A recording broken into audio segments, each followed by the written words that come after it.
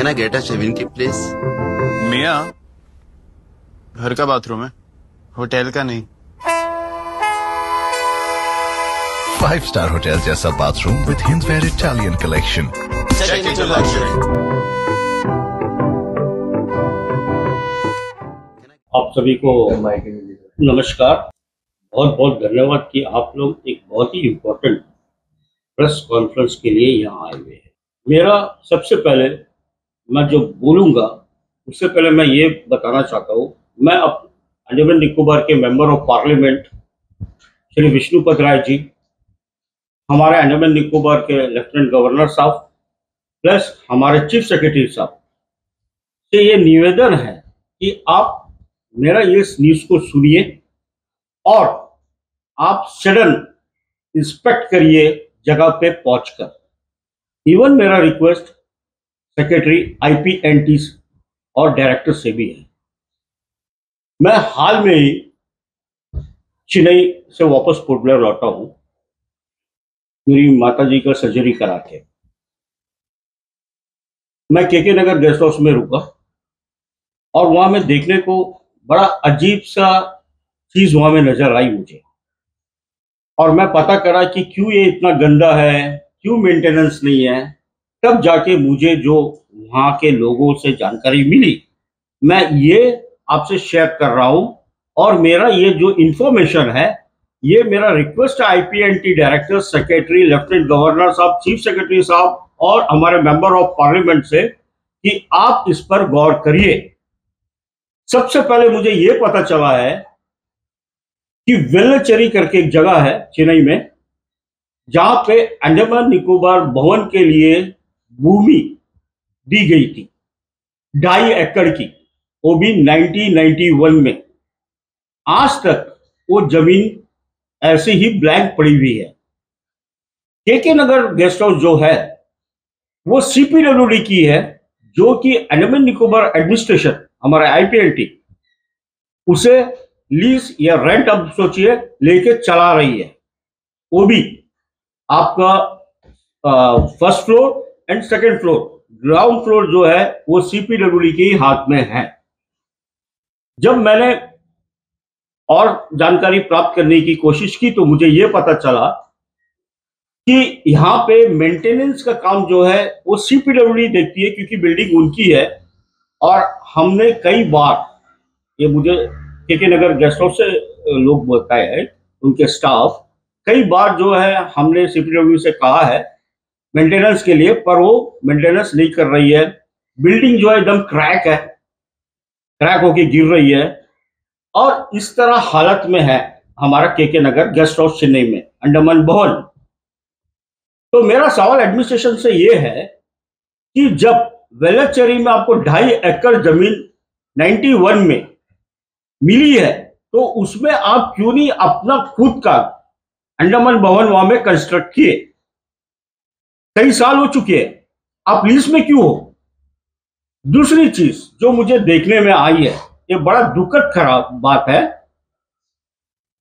कि हमारा अंडमान निकोबार एडमिनिस्ट्रेशन ने ये कहा है, डिक्लेयर भी किया है कि पेशेंट जो है वो केके नगर गेस्ट हाउस में रुकेंगे, और जो नॉर्मल आदमी है अगर केके गेस्ट हाउस में वैकेंसी है तो वो वहां पे रुक सकते हैं, या आप अन्ना नगर गेस्ट हाउस पे। पर देखा गया ये है, जैसा मैंने आपको पहले कहा, अभी मान लीजिए आप एक बड़ा सर्जरी करके आए हो, तो आप पहला बात तो फर्स्ट फ्लोर और सेकंड फ्लोर तक चल ही नहीं सकते हो, वहां पे सीढ़ी है, लिफ्ट है ही नहीं। तो पेशेंट जाए तो कैसा जाए फर्स्ट फ्लोर या सेकंड फ्लोर तक? दूसरी चीज, आईपीएनटी के जो वहां स्टाफ रिक्रूट है वो अपना काम नहीं कर रहे हैं, जो रेगुलर है, परमानेंट है। वहां पे एक ही डीआरएम मेंबर है जो रूम भी देखता है, साफ करता है, झाड़ू भी लगाता है, पानी भी देता है, सभी करता है। और जो परमानेंट स्टाफ है वहां पे कुक बन के बैठे हुए हैं। आपका भी 3 महीना होने को आया है। मैं डायरेक्टर आईपीएनटी से पूछना चाहूंगा, इवन सेक्रेटरी आईपीएनटी से, आपकी तरफ से एक लेटर पास हुई थी कि जो कर्मचारी है वो अपना काम करेंगे, किचन को आप बंद कर दीजिए या प्राइवेटाइजेशन कर दीजिए। तो ये अब तक इंप्लीमेंट क्यों नहीं हुआ है? आपका स्टाफ बराबर काम क्यों नहीं कर रहे हैं जो जिस पे वो रिक्रूट हुए हैं? दूसरा चीज, एक डीआरएम को आप लगड़ रहे हो। जब आगे मैं और पता करा तो ये पता चला है मुझे, आपका अन्ना नगर गेस्ट हाउस में एक असिस्टेंट मैनेजर है मिस्टर कृष्ण कुमार बोल के, 7 साल हो गए उसको। वो यहां से गया था ट्रीटमेंट के लिए, उसको वन साइड पैरालाइज हुई थी। अच्छा से सुनिए बात, वो पैरालाइज में ट्रीटमेंट के लिए गया है। आज वो असिस्टेंट मैनेजर का पोस्ट होल्ड कर रहा है वहां पे। किस बेसिस में? क्या उसका ट्रांसफर हुआ या उसको पोस्ट दिया गया है? जब आगे और पता किया तो मुझे ये पता चला डीआरसी जो हमारा विक्टर साहब थे वो रिटायर हो गए। जब वो रिटायर हुए तो वो इलेक्ट्रिसिटी को दिए चार्ज। इलेक्ट्रिसिटी वाला जब वो रिटायर हो गया तो पीडब्ल्यूडी को दिया चार्ज। पीडब्ल्यूडी वाला वो जब रिटायर हुआ तो इनको चार्ज दिया, मिस्टर कृष्ण कुमार को। तो क्या 7 साल लगता है क्या एक पैरालाइज पेशेंट को? आज वो वहां बैठा हुआ है, किस बेसिस में बैठा हुआ है? उनका ट्रांसफर क्यों नहीं हो रहा है? या एडमिनिस्ट्रेशन या का आईपीएनटी डायरेक्टर या सेक्रेटरी क्यों नहीं पूछ रहा है उनसे कि आप किस वजह से वहां पे बैठे हो? ये पहला सवाल है। दूसरा सवाल है मेरा ये, और वहां पे बैठ के मोनोपोली किया जा रहा है। जैसा कि आपने सुना हुआ था बीच में साइक्लोन आया था, पौंडीचेरी आपका चेन्नई वगैरह सब जगह पे पानी भर गया था। वहां पे इन्होंने क्या किया, बेस में, ये अन्ना नगर की बात बता रहा हूं, बेस में पीडब्ल्यूडी ऑफिस है। पानी जब भर गया था इनको 306 रूम नंबर अन्ना नगर वो अलॉटमेंट किया गया है। उसका बाद इन्होंने क्या करा, आपका जो डाइनिंग रूम है उसको भी आधा कैप्चर कर दिया। वहां में पीडब्ल्यूडी का 3 सेक्शन बन गया है। भाई किस बेसिस में क्या कर रहा है पीएनटी? यहां से लोग जा रहे हैं, आप उनका रूम कैप्चर करके बैठे हो, खाली क्यों नहीं करा रहे हो? तो मेरा ये रिक्वेस्ट है, ये जो मोनोपोली वहां में चला जा रहा है और गेस्ट हाउस में जो खेल किया जा रहा है, इससे तुरंत बंद किया जाए और मिस्टर कृष्ण कुमार को इमीडिएटली वहां से ट्रांसफर किया जाए। 7 साल हो गए उनका वहां पे। तीसरी बात, अगर एक पेशेंट गया ट्रीटमेंट में, सर्जरी करा के अगर आया है केके नगर में, वो रह रहा है, क्या आप पेशेंट को 7 दिन होगा तो निकाल लोगे रूम से? ये मेरे आंखों देखी बात है। रूम नंबर 19 में एक पेशेंट रुका हुआ था, मिस्टर सुरेश। वो फादर है और चर्च का फादर है वो, और वो 11 चरमा टीटीआई कॉलोनी के वहां रहता है, टीटीआई कॉलेज के पास में। उनका बहुत बड़ा सर्जरी हुआ है। 7 दिन होने के बाद उसको रूम से निकाल दिया गया है। उसका शिकायत मैंने वहां पे की तो मुझे ये बोला गया कि वो बोला है कि मेरा रिलेटिव है, मैं उनके घर जा रहा हूं।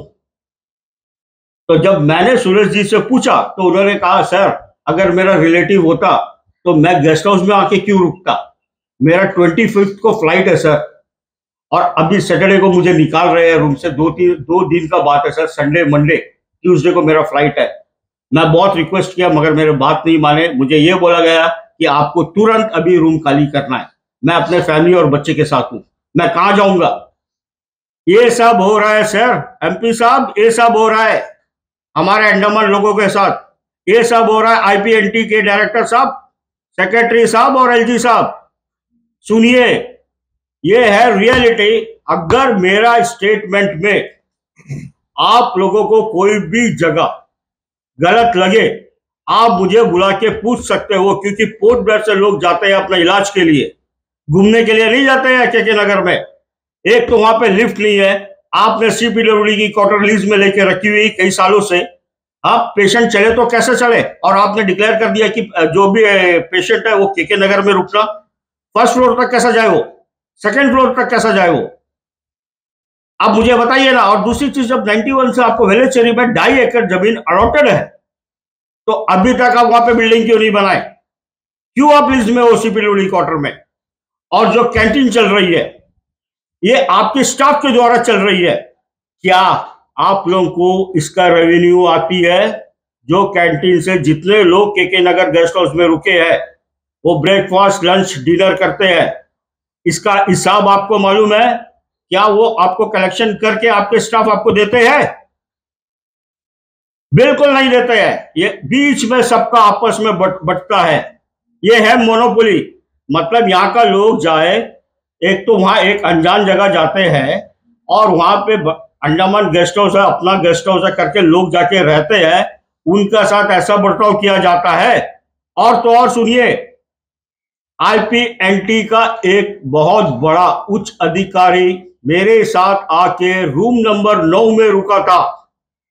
वो खुद मुझे जब सुना, वो मेरे पास में आया, बोला क्या है? हम बोला सर, ना तो रूम में टीवी है, सारा रूम में टीवी लगा के रखे हैं, अंडमान के लोग आते हैं, वो लोग हिंदी चैनल प्रेफर करते हैं, यहाँ पे सब साउथ इंडियन का चैनल चल रहा है।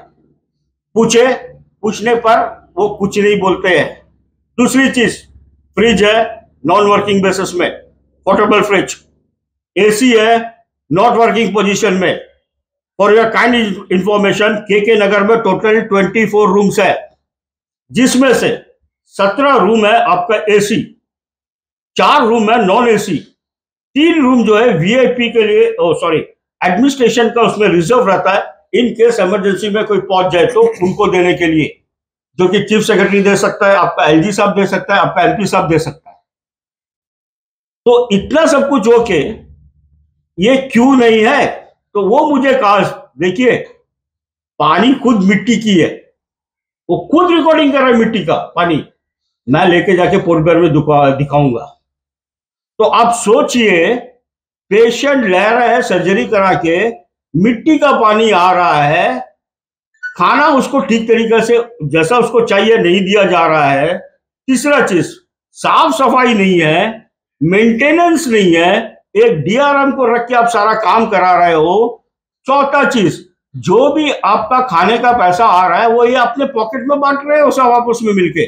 जब डायरेक्टर आईपीएनटी ने ये अभी 3 महीना होने को आया है, जब एक क्लियर कट बोल दिया है कि आप किचन नहीं चलाइए, आप अपना काम करिए, किचन को बंद कर दीजिए या प्राइवेटाइजेशन कर दीजिए, तो ये डायरेक्टर आईपीएनटी का बात क्यों नहीं सुने? क्या डायरेक्टर आईपीएनटी इसके ऊपर स्टेप लिया या जानकारी प्राप्त करने की कोशिश की कि उसका जो मुताबिक रूल के हिसाब से वो काम नहीं कर रहे हैं?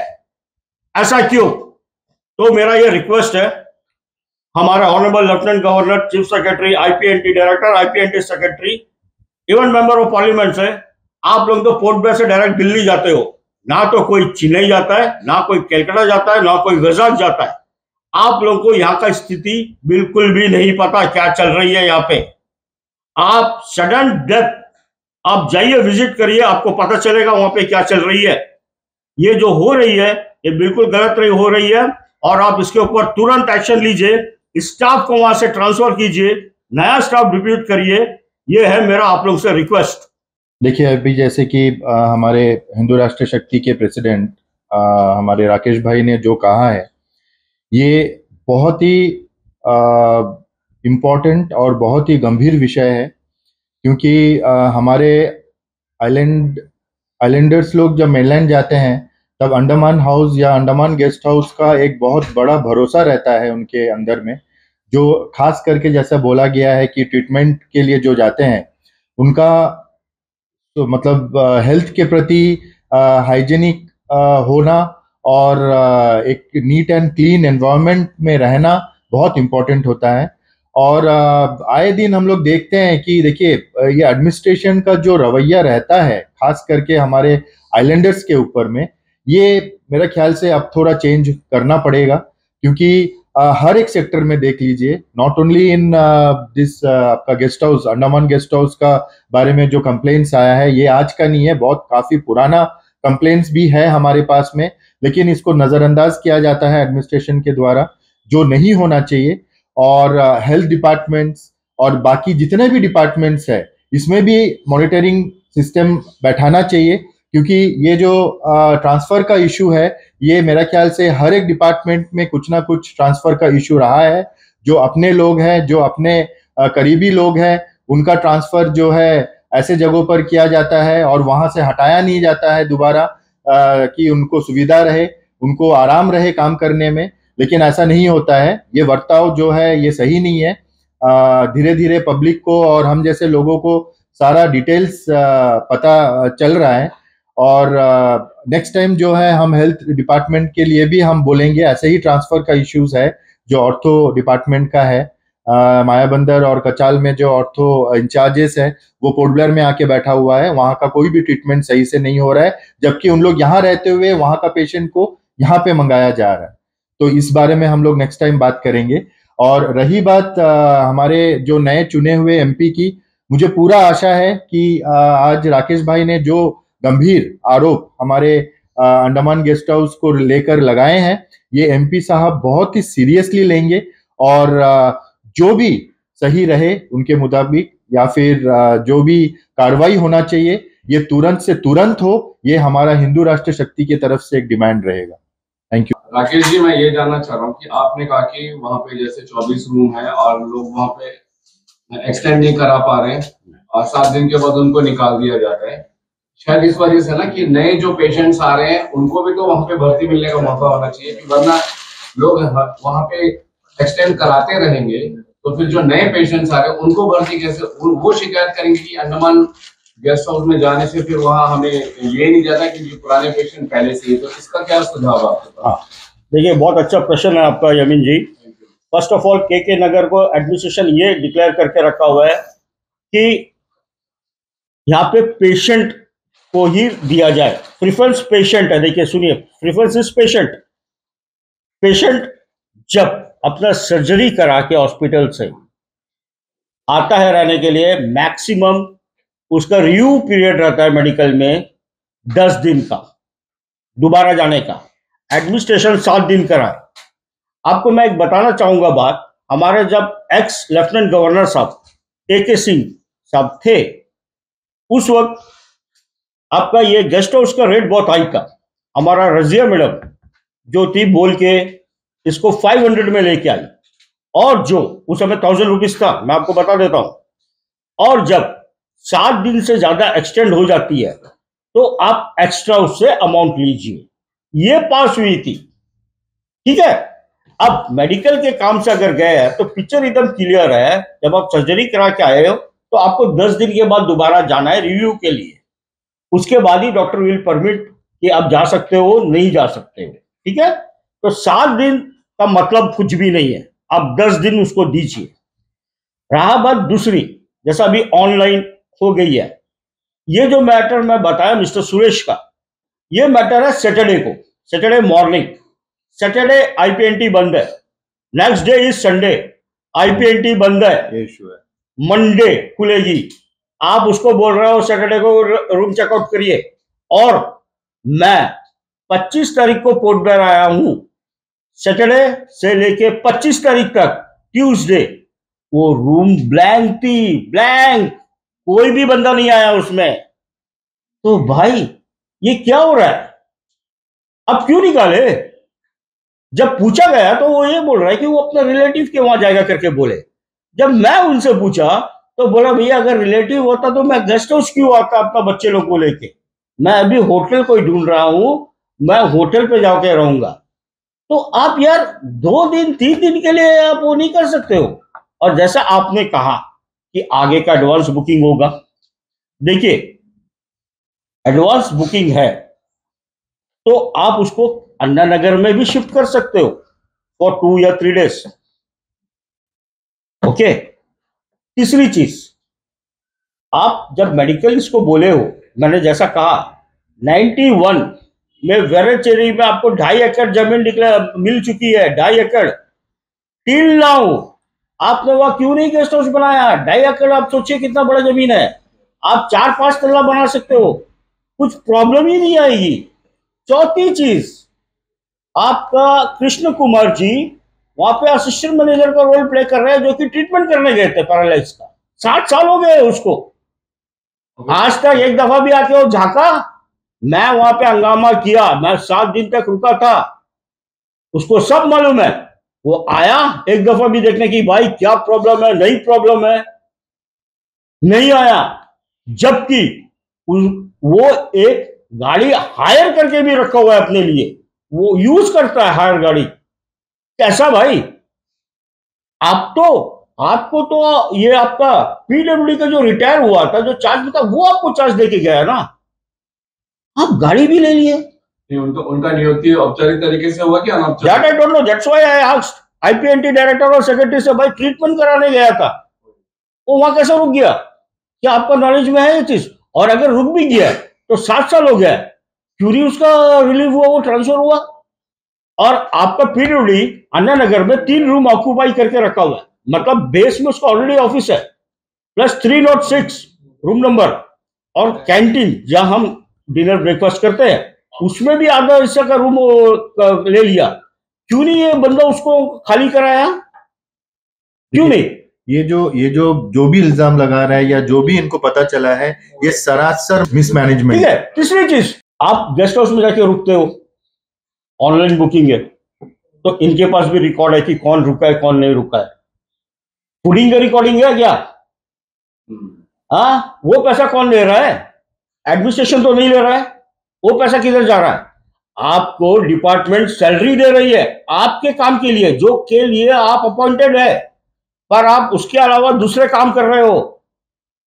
उसके ऊपर क्यों चुप्पी साधी हुई है एडमिनिस्ट्रेशन? क्यों? जब एडमिनिस्ट्रेशन बोल रहा है आप बंद करिए, 3 महीना होने को आया, लेटर देके उनको, डायरेक्टर आईपीएनटी से गया हुआ है लेटर, इसके ऊपर डायरेक्टर आईपीएनटी या सेक्रेटरी आईपीएनटी पता करे कि ये अभी तक इंप्लीमेंट हुआ या नहीं हुआ केके नगर और अन्ना नगर में। फॉलो अप वगैरह कुछ फॉलो अप हुआ नहीं हुआ? आप डीआरएम को रख के सारा काम करा रहे हो।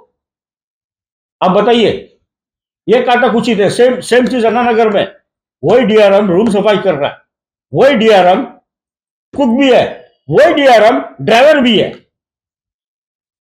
ये क्या है भाई? सेम चीज केके नगर में डीआरएम ही कर रहा है। क्यों? आप वही जगह, अगर आपको कैंटीन चलाना है, प्राइवेटाइजेशन कर लेते भाई, कोई अनएम्प्लॉयमेंट यूथ को नौकरी मिल जाता यार, वो अपना कैंटीन चलाता, सब कुछ अच्छा से मिलता। 4-5 और भी यूथ काम बिल्कुल। अभी जैसा वेलाचेरी में है, आप वहां पे बनाइए ना। आप इसको क्यों पैसा दे रहे हो इतने साल से रख के लीज का, जबकि पेशेंट ग्राउंड फ्लोर जो है सीपीडब्ल्यूडी दे ही नहीं रहा है, first floor and second floor ही दिया है उनको लीज में। पेशेंट कैसा जाएगा? लिफ्ट भी नहीं है। अब बताइए ना, पेशेंट कोई आता है ना भाई, उसको चेयर में बिठा के 2-3 जन पकड़ के उठा के लेके जाते हैं ऊपर तक। अब बताओ, ये हालत है। धन्यवाद।